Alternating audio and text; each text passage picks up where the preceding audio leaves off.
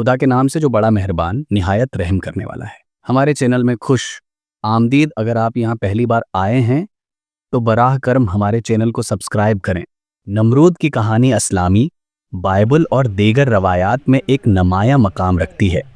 یہ کہانی غرور، سرکشی اور الہی انصاف کا درس دیتی ہے۔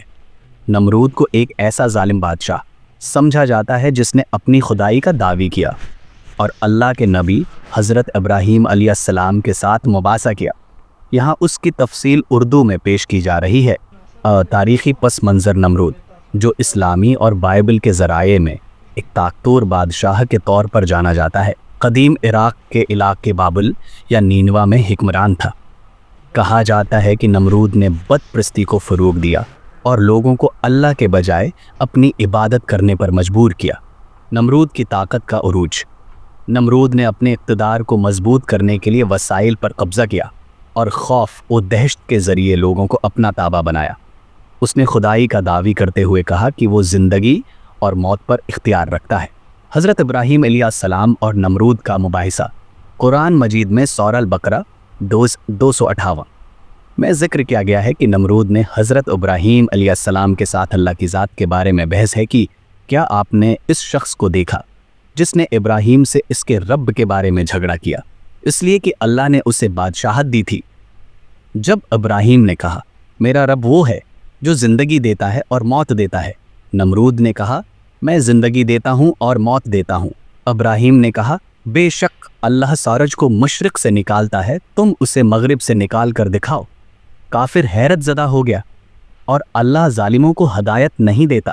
اور نمرود کا ظلم اور ستم۔ نمرود نے حضرت ابراہیم علیہ السلام اور ان کے پیروکاروں کو سخت ظلم اور ستم کا نشانہ بنایا۔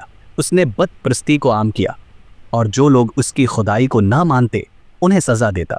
حضرت ابراہیم علیہ السلام نے نمرود کی بادشاہت کو کھلا چیلنج دیا، جس سے نمرود سخت غضبناک ہوا۔ آگ کا معجزہ۔ نمرود نے حضرت ابراہیم علیہ السلام کو ایک بڑی آگ میں ڈالنے کا حکم دیا تاکہ ان کی سچائی کو جھٹلایا جا سکے، لیکن اللہ کے حکم سے آگ ٹھنڈی اور پرامن ہو گئی۔ قرآن مجید میں سورہ الانبیاء 22 انس میں ستا میں اس واقعے کا ذکر ہے۔ ہم نے کہا آئے آگ ابراہیم پر ٹھنڈی اور سلامتی بن جا، اور انہوں نے ابراہیم کے لیے نقصان کا ارادہ کیا، لیکن ہم نے انہیں سب سے بڑا نقصان پہنچانے والا بنا دیا۔ نمرود کا اللہ کے خلاف چیلنج۔ نمرود کی سرکشی یہاں ختم نہیں ہوئی۔ روایات کے مطابق اس نے اللہ کے خلاف جنگ کا اعلان کیا اور اپنے فوجیوں کے ساتھ آسمان کی طرف تیر چلائے تاکہ اللہ کی طاقت کو چیلنج کرے۔ اللہ نے اس کی فوج پر مچھر یا کیڑے بھیجے جو ان کے لیے ناقابل برداشت ثابت ہوئے۔ اس کی نمرود کی موت ایک مچھر کے ذریعے واقع ہوئی جو اس کے ناک یا کان میں داخل ہوا اور اسے شدید اذیت میں مبتلا کر دیا۔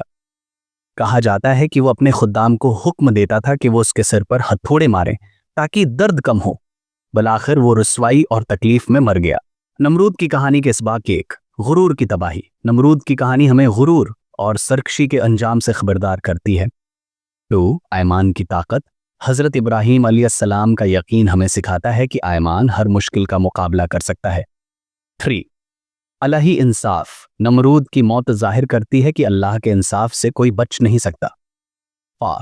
توحید کی اہمیت۔ یہ کہانی اللہ کی وحدانیت کی اہمیت کو اجاگر کرتی ہے۔ نمرود کی کہانی ایک عظیم سبق ہے جو ہمیں اللہ کے سامنے عاجزی اختیار کرنے اور سرکشی سے باز رہنے کی تلقین کرتی ہے۔ اگر آپ مزید تفصیلات یا حوالہ جات چاہتے ہیں تو بتائیں۔